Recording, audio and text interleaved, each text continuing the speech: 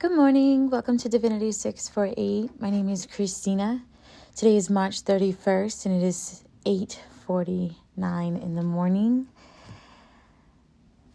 So today's affirmations are best if used in the sense of trying to raise the vibration in the creative area of your life.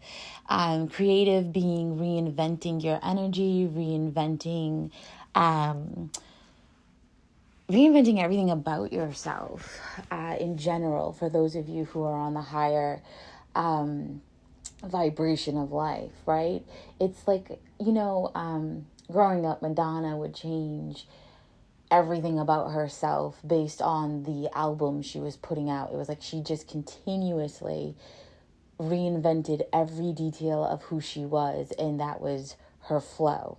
That's kind of the vibration that is coming through very loudly. When I say loudly, I mean like the frequency that it comes with is very loud. So, or very high, I guess is what I should say.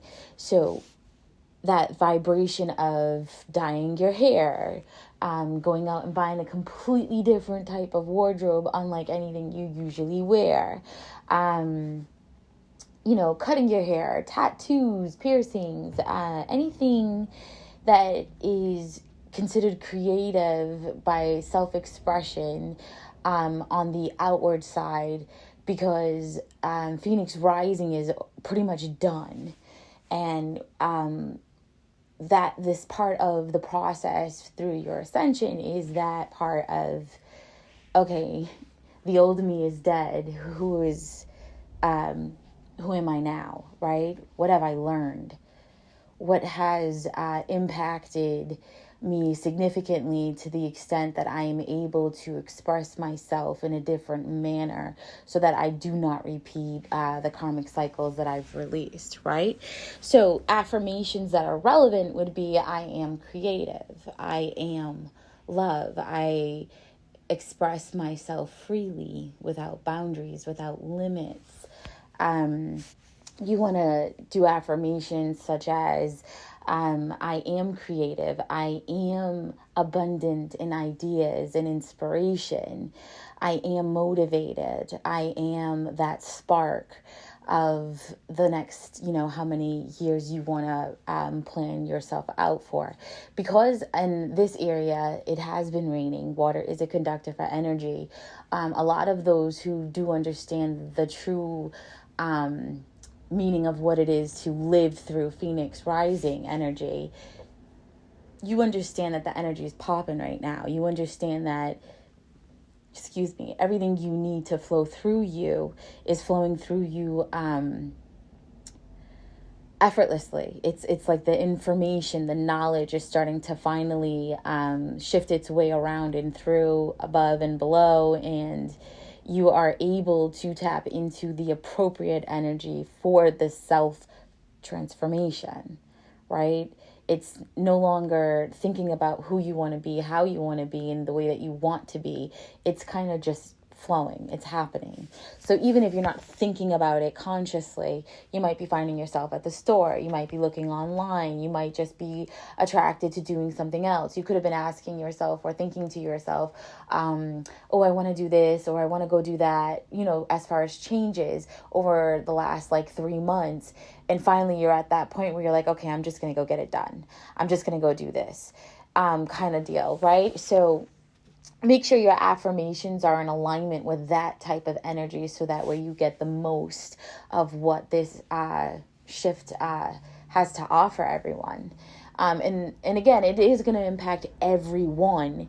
It will just impact those who are on a higher vibration in a different way that is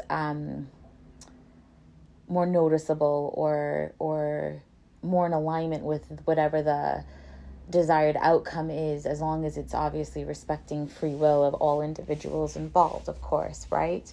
Never violate the sanctity of someone's free will. So the numbers that kept coming through were 111, 333, there was some 3 sevens kept popping up, the number 9, and then seeing everything reversed. So if last week you saw 459 all the time, now you're going to see 954 all the time, or 945 all the time. Somehow, some way, that reversal will be demonstrated to you. So you want to pay attention to that for validation, that what you released out with your manifestations and your positive affirmations are now being returned to you. For instance, I started this intentionally. I wanted to do it for 8:46 because the business is Divinity 648. But unknowingly, I started it at 8:49. And when it's reflected through spirit, it's reversed, right? So you flip that over and it's really 6:48, right? So that's what I'm talking about. That's the reversal. That's the reflection that you want to have your mind looking for those of you who can't get your vibration high enough for it to just pop up in your face, right? By training yourself to be open to receive messages from the universe, you're putting the intention out into the universe. Thus, it knows that it's acceptable to present itself to you that way, right?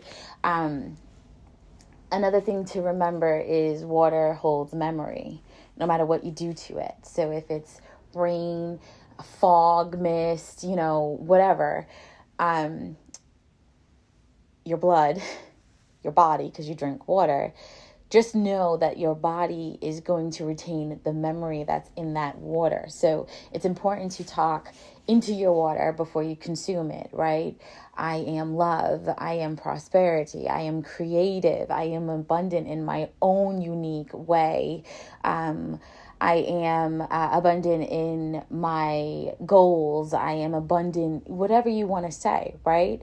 Talk into your water. Your water holds memory. Your body is at least 69 to 70% water, which holds memory.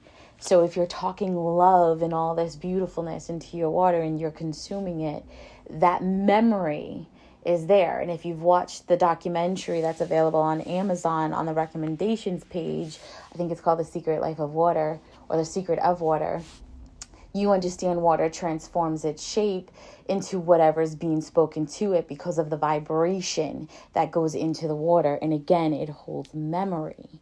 So if you want to be radiant and abundant in self-love, you want to speak self-love into it before you consume it. So that way that vibration is within you, not just in your head, but throughout all of you, right?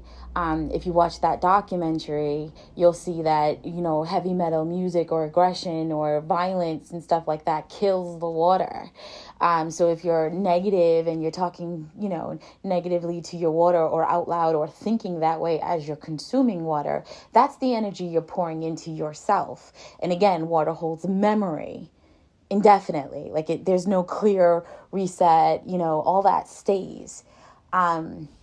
So you want to be mindful. I pray over my water and I cleanse, pure, and release it from anything that is low vibrational before I consume it. Because I don't know where the water was before it was with me, right? So you want to do things like that. Again, I would watch the documentary and then I would use caution with the way that you conduct yourself, especially on rainy days, right? Again, this is the energy of being creative. This is the energy of tapping into that higher self, regardless of your vibration, and using the energy wisely to get yourself on the best foot forward through the rest of, the transitional stage from Phoenix rising into the new self. Kind of like the moon cycles, right? And equinox and solstice energy. So be on the lookout for all of that, meaning, your thoughts and the way that you speak to self and the way that you present yourself. The stone that I was pulled to was in aura quartz. The colors were multiple. There's no one solid color to that stone. because the aura is pretty much what is being recharged. The aura is, you know how after a rose blooms, the outer layers or the petals will, start to slowly fall off after like an extended period of time, depending on the conditions of the flower.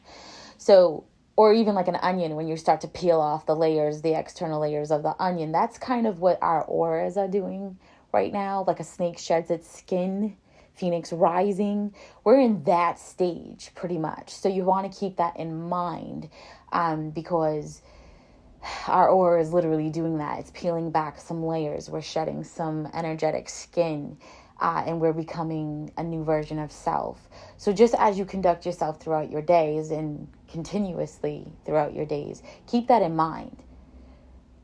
See the toxicity that you are supposed to be leaving behind, so that way you don't have to repeat unnecessary cycles that won't be subtle this time around, right? Because the point of karma and repeating cycles is to make change and grow. And if you don't make the change, as that energy builds up, when you hit that Tower card moment or that, equinox energy that forces you to make the change, that's when we say, oh my God, how could God let this happen? Well, you didn't do the work. You didn't do what you were supposed to do with the moon cycles and the karmic lessons that are connected to those cycles. You didn't release yourself from certain things that were no longer in alignment with your true essence. So do the work. If you're being triggered and you're seeing red flags, don't turn those red flags into red carpets. Leave them as red flags and just back up. Remind yourself, who am I? Where am I going? Is this in alignment with where I plan to be? Well, then why would you entertain something that's not in alignment with the desired outcome? Right? Right. So own that. Make peace with that. Never wish harm on anyone. Always put out love. Wish the best for all people involved. So that way they can go their way, you can go your way. The karmic cycle is done. Nobody needs closure. Nobody needs nothing. You can just keep it moving. No explanations needed, right?